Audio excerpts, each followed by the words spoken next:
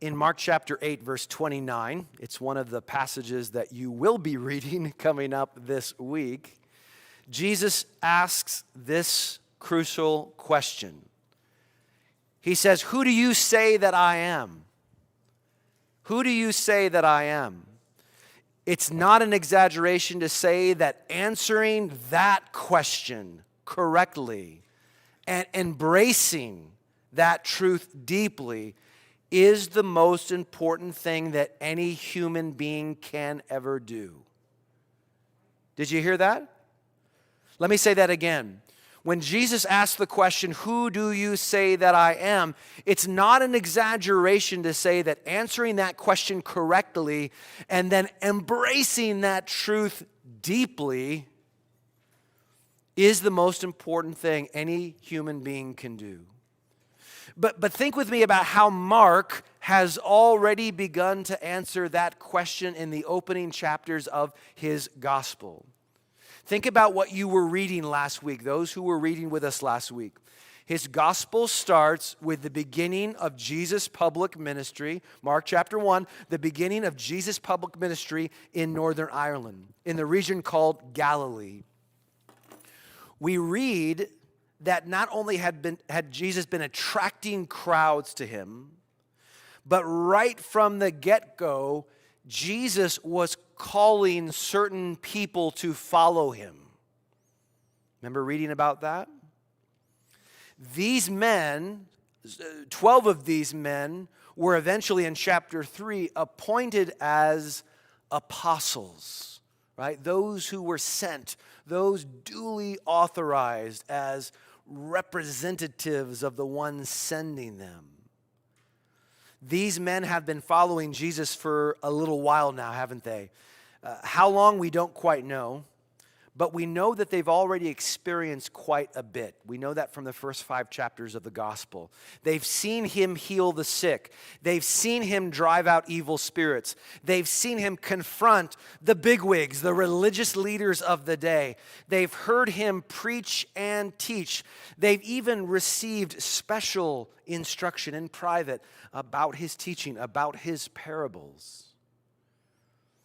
But let's think carefully about what they learn, what they experience in our passage, our study passages this morning. So turn, if you haven't already, to Mark chapter 4. We're going to look at verse 35. That's our starting point this morning, verse 35. This morning, Mark is going to describe for us two storms. Two storms that reveal even more about Jesus than we've already discovered. Let's look at that first storm in verses 35 through 41. We read that on that day when evening had come, Jesus said to them, "Let us go across to the other side." And leaving the crowd, they took him with them in the boat just as he was. And other boats were with him. And a great windstorm arose, and the waves were breaking into the boat so that the boat was already filling. But he, Jesus, was in the stern, asleep on the cushion. And they woke him and said to him, "Teacher, do you not care that we are perishing?" And he awoke, and he rebuked the wind and said to the sea, "Peace, be still." And the wind ceased, and there was a great calm. And he said to them, "Why are you so afraid? Have you still no faith?" And they were filled with great fear and said to one another, "Who then is this that even the wind and the sea obey him?" Wow. So when Jesus in verse 5, when Jesus says, "Let's go across to the other side," there in verse 35, we know from chapter 5 that he's talking about sailing from the northwest shore of the Sea of Galilee. He's going from Capernaum down to the southeast shore. Now, the first storm, remember I said we're going to see two storms in these passages this morning, what we're looking at this morning. The first storm this morning is obvious, isn't it? It's right here. We just heard about it. Verse 37. Now, the lake, the Sea of Galilee, is surrounded by high hills and narrow valleys. And because of the kind of geology of it, right, the geography of that area, there is a kind of wind tunnel effect that makes storms like this, or at least storms in general, fairly common on the lake. So keeping that in mind, we should remember that many of the disciples who are here in the boat experiencing this are experienced fishermen, aren't they? They're experienced fishermen. So they were familiar with these storms. This would have not been, the idea of having a storm would not have been something that was new to them. But look at their reaction.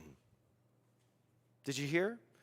Their reaction, from their reaction alone, we know this was a particularly bad storm.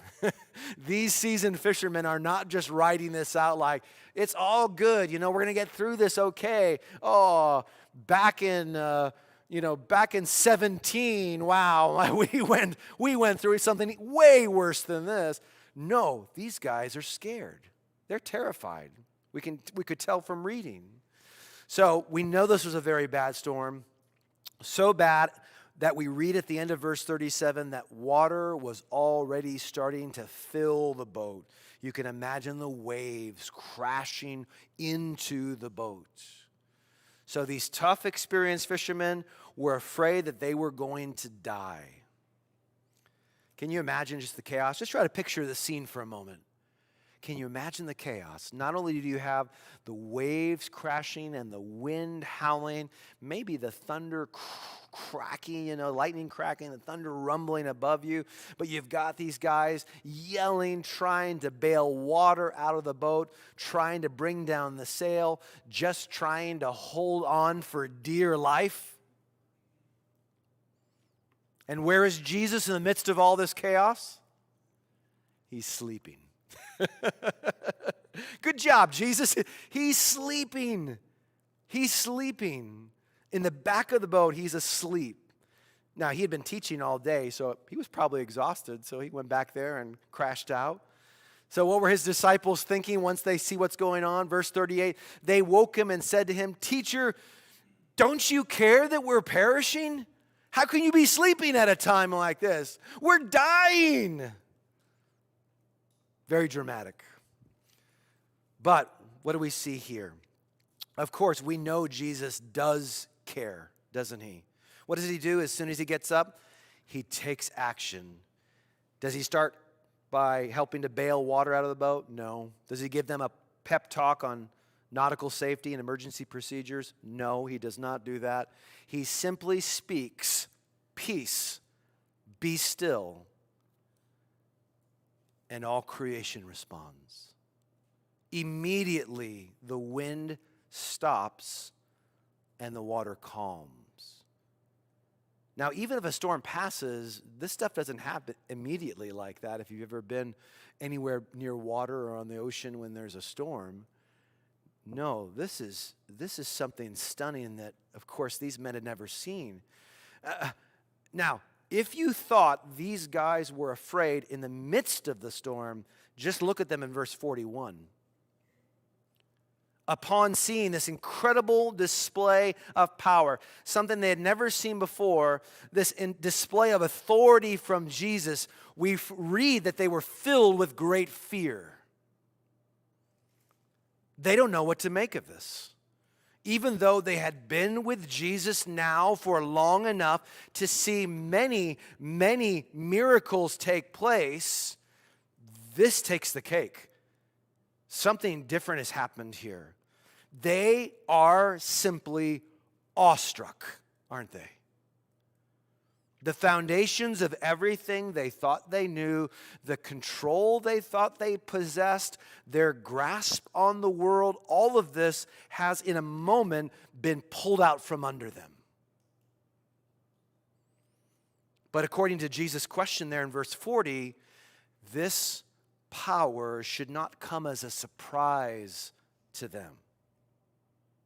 If Jesus said, if they had seen what Jesus was doing and been listening to what Jesus was saying, and Jesus said to them, let's go to the other side, then they should have known they were going to the other side.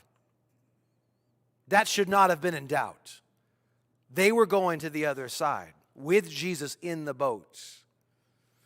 Now, while you and I might never experience a storm like this in a boat like this, and I hope you don't, can't we experience circumstances in our lives that drive us like these men to places of intense worry, of paralyzing fear, of feeling so overwhelmed by circumstances like these? Can't we find ourselves in places like that? Like these disciples, we too can be tempted to doubt, God, don't you care that I am perishing? And we might not vocalize those exact words, but we feel them, right? They cry out in our heart, where are you, God? Like the psalmist, we say, how long, O Lord? How long will you hear and not act? Have you ever found yourself in a place like that? I think all of us, if we're honest, have. Keep that in mind. For Jesus and his disciples, though they've experienced the calm that Jesus has amazingly brought about with just a word, for Jesus and his disciples, there's another storm on the horizon. Look with me at verses 1 through 20 of chapter 5. 1 through 20 of chapter 5. The story continues. Don't let those chapters throw you off, okay? Those are not in the original Bible. Those were done like plus 1,000 years after the New Testament was written. So this is just flowing, right, in the original Gospel of Mark. It's just flowing from one story to the next. We read this, verse 1, chapter 5. They came to the other side of the sea, to the country of the Gerasenes, Gerasa. This is a Gentile region, mainly a Gentile region. You'll see some of the telltale signs of that in the story coming up. So they went to the other side of the sea to the country of the Gerasenes, and when Jesus had stepped out of the boat, immediately there met him out of the tombs a man with an unclean spirit. He lived among the tombs, this man. No one could bind him anymore, not even with a chain, for he had often been bound with shackles and chains, but he wrenched the chains apart and he broke the shackles in pieces. No one had the strength to subdue this man. Night and day among the tombs and on the mountains, he was always crying out and cutting himself with stones. And when he saw Jesus from afar, he ran and fell down before him, and crying out with a loud voice, he said, "What have you to do with me, Jesus, Son of the Most High God? I adjure you by God, do not torment me." For he was saying to him, Jesus was saying to this man, "Come out of the man, you unclean spirit." And Jesus asked him, "What is your name?" And he replied, "My name is Legion, for we are many." And he begged him earnestly not to send them out of the country. Now a great herd of pigs was feeding there on the hillside. We know it's a Gentile area, right? They're raising pigs there, which Jews would not do. And they begged him, saying, "Send us this legion of evil spirits to the pigs. Let us enter them." So he gave them permission, and the unclean spirits came out and entered the pigs, and the herd, numbering about 2,000, rushed down the steep bank into the sea and drowned in the sea. The herdsmen fled and told this in the city and in the country, and people came to see what it was that had happened. And they came to Jesus, and they saw the demon-possessed man, the one who had the legion, sitting there, clothed and in his right mind, and they were afraid. And those who had seen it described to them what had happened to the demon-possessed man and to the pigs. And they began to beg Jesus to depart from their region. And as he was going into the boat, the man who had been possessed with the demons begged him that he might be with him. And Jesus did not permit him, but said to him, "Go home to your friends and tell them how much the Lord has done for you and how he has had mercy on you." And this man, he went away and began to proclaim in the Decapolis. The Decapolis means 10 cities. How much Jesus had done for him, and everyone marveled. Obviously, there are many things that we could talk about here, right? Some interesting things about demonic possession and all sorts of questions might pop up in your mind there. But I don't want you to miss, first of all, how much ink Mark has spent on describing just how tormented this man was. Did you see it in verses 3 through 5? Look again. Verse 3, the man's exiled. He's cut off from community.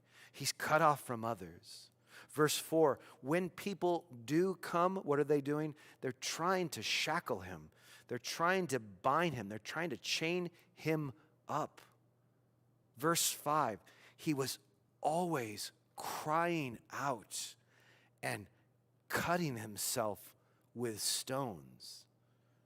We don't quite understand why he was doing this, but you know, without having to understand the details, this man was tortured. He was tormented. He was in agony, wasn't he? I'm not sure any of us can understand the suffering this man was experiencing, even many of us who have experienced a lot of suffering in our lives. This seems so unique, painfully unique. This man was suffering physically. He was suffering mentally. He was suffering spiritually. He was suffering relationally. He was suffering in exile, wasn't he? Now, there's something else that gives us a sense here about how tormented this man was. There's something else that gives us a sense of this man's predicament. Notice how the demon, when he's speaking to Jesus, identifies himself as Legion. Legion. Why legion? Because as the demon explains, we are many. There was not just one evil spirit, there were many evil spirits inside of this man. And not only is this man suffering under the power of an evil spirit, but evil spirits who are harboring other evil spirits, so many spirits that they choose this word to describe themselves, this term legion, which we know was a Roman army unit of 6,000 men. And of course, when they were cast out, how many pigs were driven into the sea? 2,000. So whatever these numbers mean, we know this is a huge amount of evil spirits who have taken up somehow residence in this man. And when we know that, we begin to make sense of why he was so tormented. The second storm is clear, isn't it? The second storm is not one that is raging around the man. It is one that is raging inside of the man. A storm of intense suffering. Like the disciples who in the last passage were being pummeled by the turbulent waters of the lake, this man is being pummeled in his spirit night and day by the raging of evil. Can you even begin to imagine what this was like? But just like the waters of the lake, this man finds peace because of Jesus, doesn't he? He experiences calm because of Jesus. When he sees Jesus, he is irresistibly drawn to him. Then he is driven to his knees. This wild man that no one could tame, not even with chains, is now kneeling before Jesus Christ. Why does he bow before Jesus? Because as he testifies in verse 7, as the demons must testify, Jesus is the Son of the Most High God. Is this the first time that we've heard a demon acknowledge the identity of Jesus? No, if you were reading in Mark, you already know that the demons knew who Jesus was. They already talked about, are you coming to torment us, Holy One of God?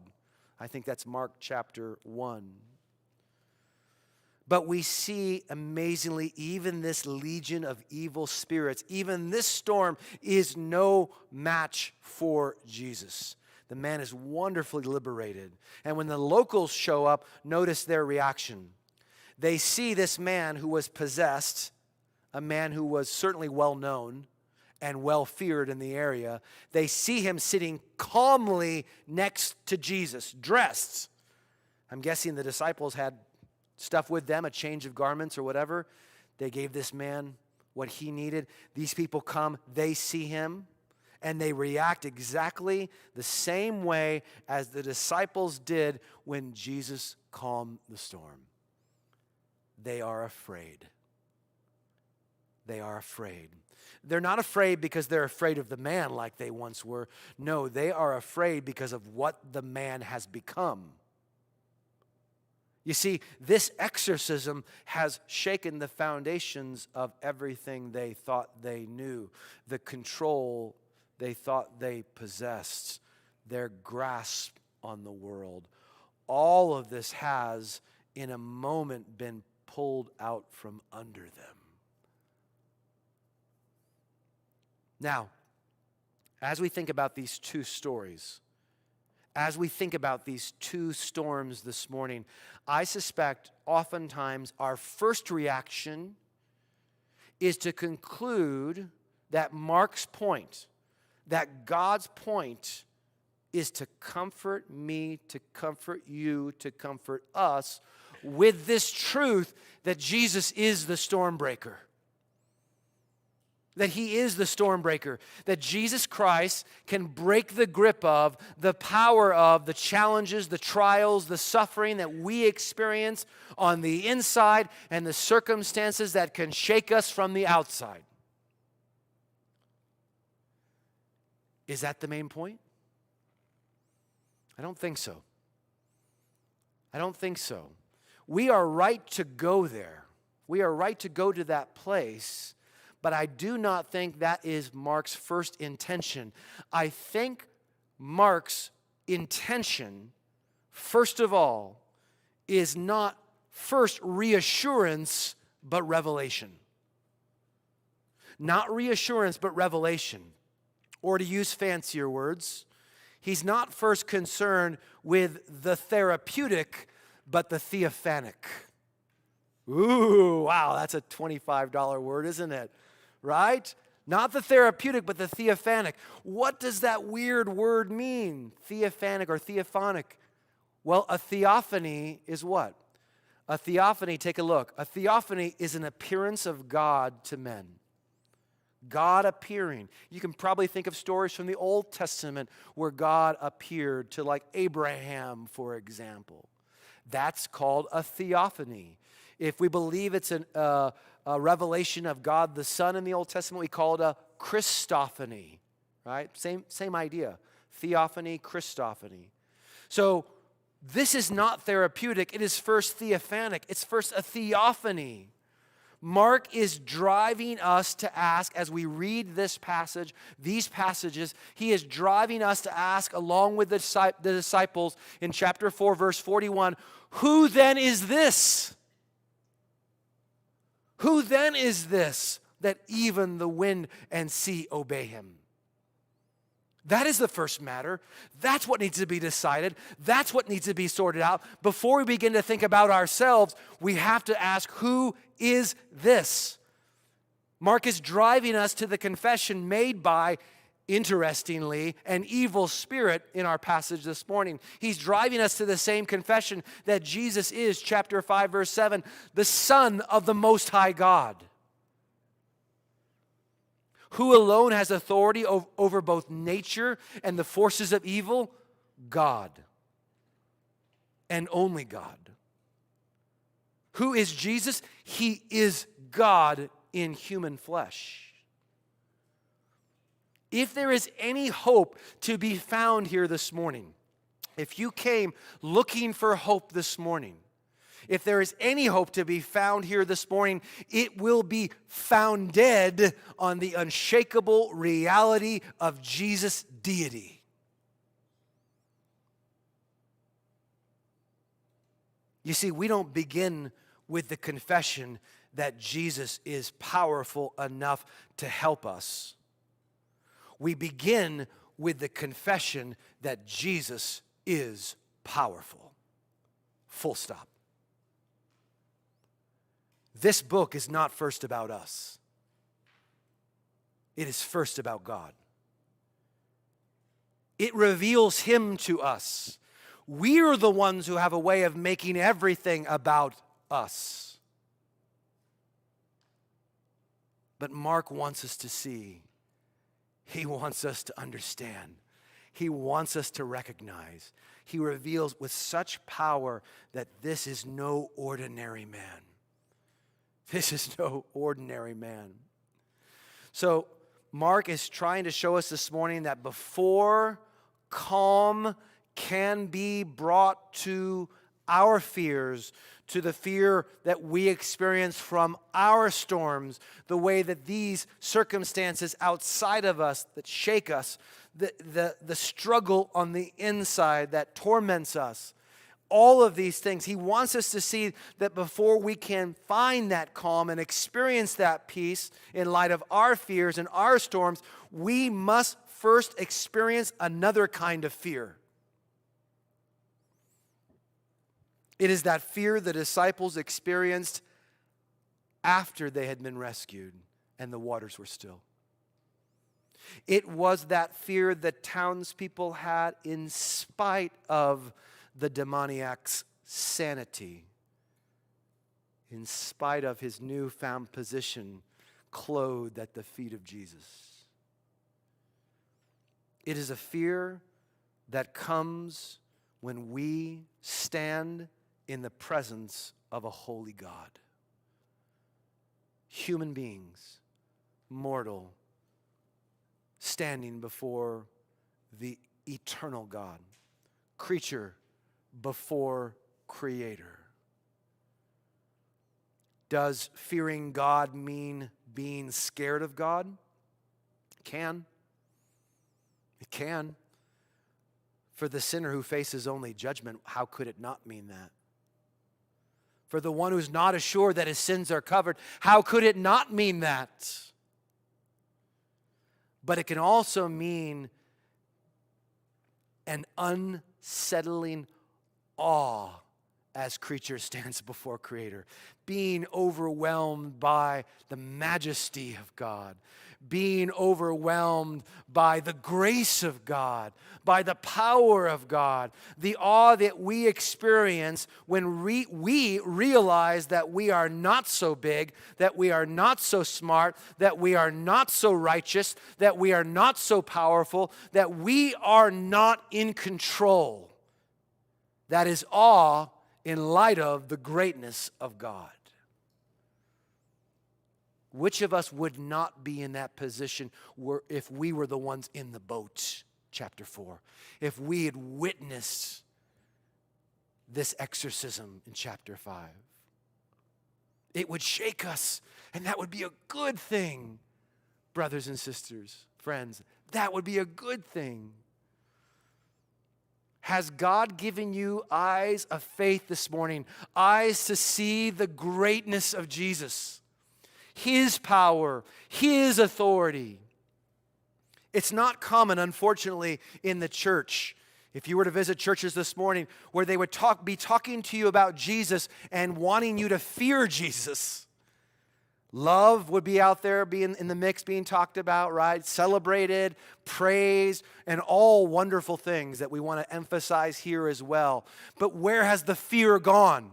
Where has the reverence gone? Where has the awe gone in light of the incomparable nature of God the Son in human flesh, Jesus Christ? And aren't we guilty of putting Jesus in a box? Aren't we guilty of gilding him, putting him on our coffee mug? Aren't we guilty of making him a bumper sticker? Aren't we guilty of bringing him down and putting him in our cultural constraints and saying, this is my Jesus? No, this is Jesus, the one who speaks and all heaven and earth obeys. The one who speaks and the forces of evil tremble. They must come out of this man. Thousands upon thousands of demons must hear and heed his voice because he is their Lord. They will not bow before him with love and faithfulness and obedience, but they must confess who he is because it is the truth. You see, Mark wants us to answer that question. Who do you say that I am? He wants us to answer it correctly, and he wants us to embrace it deeply, the truth that he is laying out here. He is not going to soft sell Jesus to us. He's not going to water Jesus down for us. He, as the inspired writer, the Holy Spirit giving him utterance, is revealing Jesus in power to us. In compassion and mercy, absolutely, yes, but also in power. You see, it's not enough that Jesus is loving.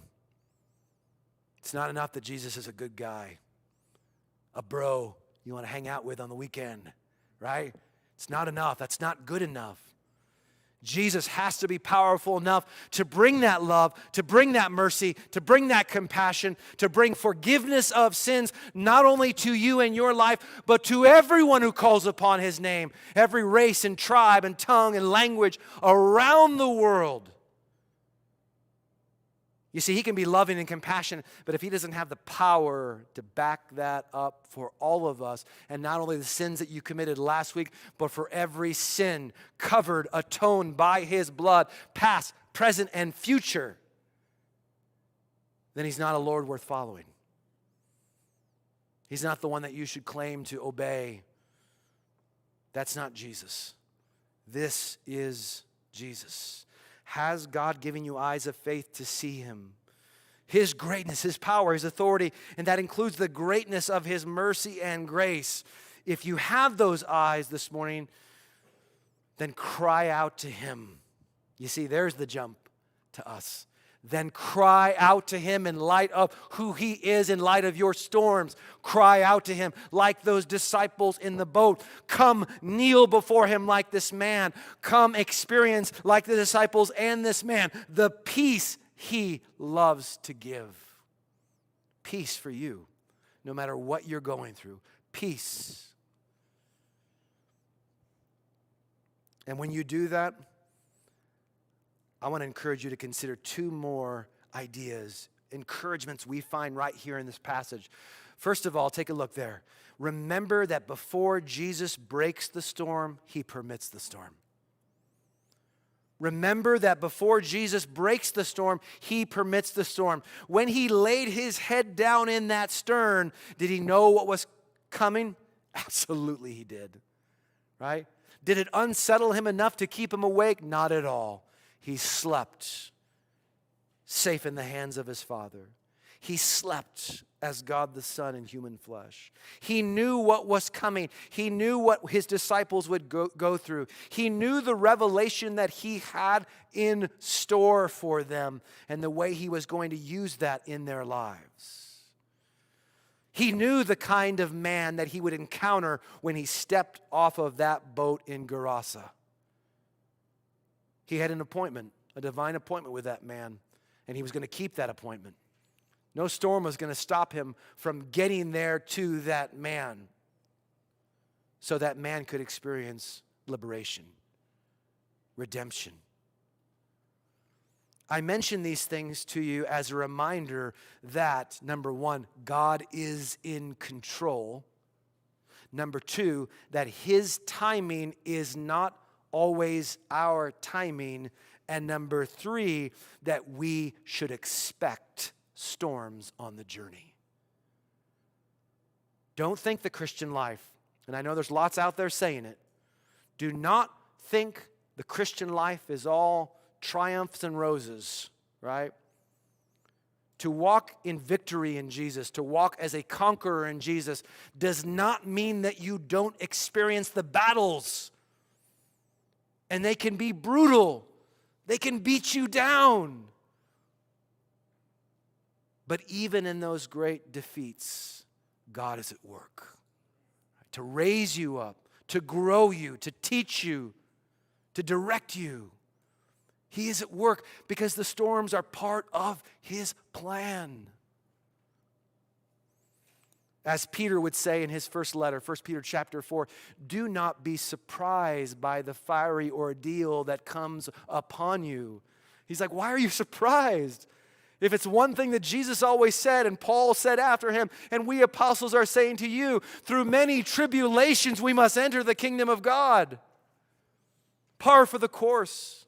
It's in the curriculum when you're a student of Jesus. Number two, when we experience his peace, we should also exclaim his praise. Like this Gerasene man liberated from that demonic legion, we should also, brothers and sisters, friends, we should also go home to our friends and tell them how much the Lord has done for us, how he has had mercy on us. Who have you told this past week? Who did you share that with? Who did you tell about how God has had mercy on you, how much he's done for you? If you didn't last week, then make a plan for it this week, right? Share it with somebody as God provides an open door in a conversation that you have. Deliberately do by putting it in a note to somebody. Send it off as an email. Post it on social media. However you do it, let them know how much God has done for you. How he's had mercy on you. Just as God this morning has revealed Jesus to us, aren't we called to reveal Jesus to others? Yeah, that's what we've been called to do, that very thing. And it should be our joy to do that. I love the man's example for us, right? As those who, like this man, if you're a follower of Christ, if you're a born-again believer, then you, like this man, have also experienced redemption. You've experienced liberation, haven't you? Slavery to sin and death, you've been set free. If you have, then your first instinct, like this man, should be to be close to Jesus. Jesus, I want to go with you. I want to be close to you. I want to serve you faithfully. You see, that's the heart of one who's truly a child of God. But then what comes after? The Lord's instruction, the Lord's direction. You go and you tell others about what God has done for you, about what I've done for you. Make it known. So what great encouragements we have here in this passage in which Jesus has been powerfully revealed to us. There is, of course, also in these passages that we've looked at this morning, there is no lack of human inability and failure, is there? The disciples against the storm, the man against the spirits, the townspeople against the man, couldn't do anything. They couldn't do anything in any of these situations. Total inability and failure. But these reminders of our inability as human beings, as sinners, provide the backdrop for two amazing displays of power. That's what God has given us this morning. Did you know that God wants you to experience this power this morning? The power of Christ. But it begins with acknowledging your inability. You don't have everything under control. You don't understand everything, right? Everything you think that you know, God can turn that upside down just like he did right here. It begins with acknowledging that inability and then looking to the cross and empty tomb of Jesus. That's how we experience the power. You see, we look to the cross and empty tomb because there was a storm unlike any other that slammed into Calvary that first Good Friday.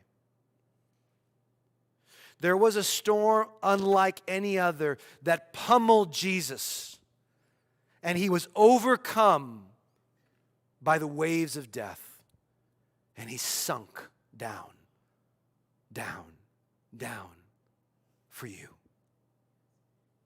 for me.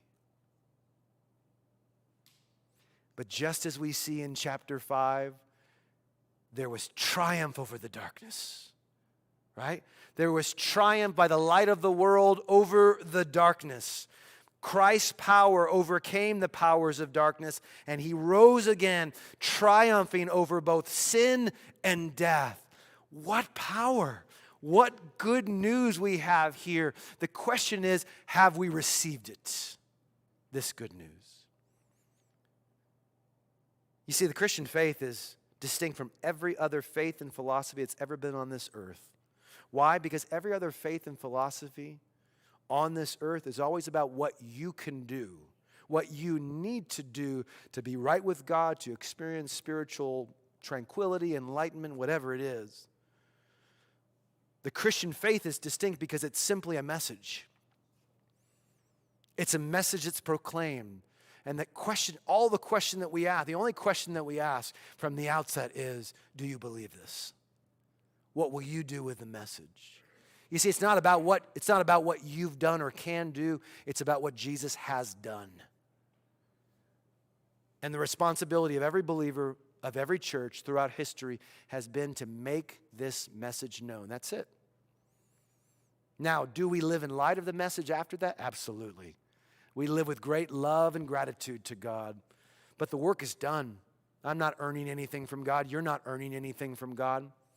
We're not just putting a smile on God's face every day, or he's looking down at us, frowning, and like, you better shape up, mister. He's not doing that. We are right with God. We have peace with God. All his ways are only love for his children. Why? Because he's only a loving God and he's not wrathful? Wrong. Because he's wrathful, but the wrath was poured out on Jesus for us. He bore it all, every sin, every failure of yours and mine, past, present, and future. He bore it all. And now we have peace with God through our Lord Jesus Christ. Romans chapter 5, verse 1. It's the grace in which we stand. Isn't that good news? And so we proclaim it fully, powerfully this morning as Christ has revealed himself to us powerfully. And we can know that power because of his death and resurrection. Amen? Amen. Let's ask God to help us walk in light of this, to receive it and walk in light of it, to clear our eyes, give us eyes of faith to see Jesus Christ in truth. Would you pray with me?